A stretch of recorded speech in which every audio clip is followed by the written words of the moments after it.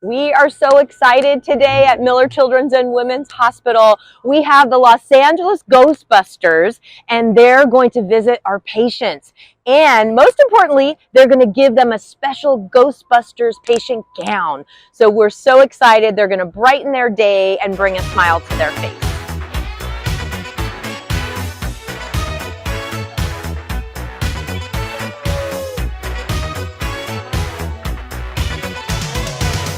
So many of us have actually experienced being in the hospital as kids, and many of us have kids of our own who have also gone through such experiences. And especially when it comes to being in the hospital, it's a very scary environment for kids. There's a lot of, blank walls, a lot of equipment that can often be intimidating. And it's really important, we feel, to give these kids a little bit of levity and, a little bit of room to smile and laugh while they heal. Yeah, so here's how we stamp our cut.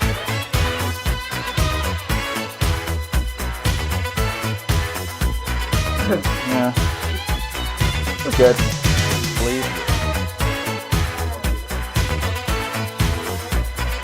That's why we worked with Starlight Children's Foundation, along with dozens of other Ghostbuster groups across the country, to create Ghostbuster-themed hospital gowns.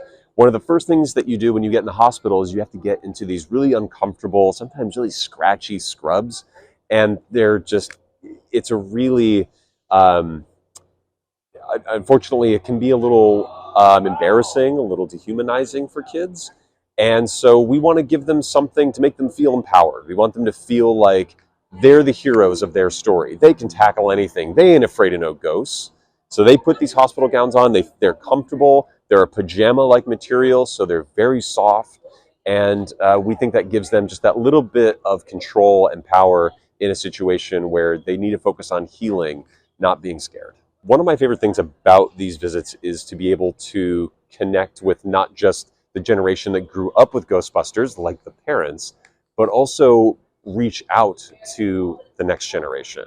And, what made Ghostbusters so special for me was, especially coming from a broken home, and having something with normal guys that can do something extraordinary.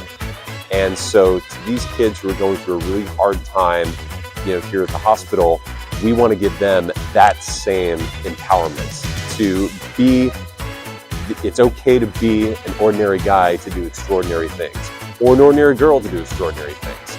And I believe that handing this off, handing the uniform, handing the proton pack to the next generation empowers them to do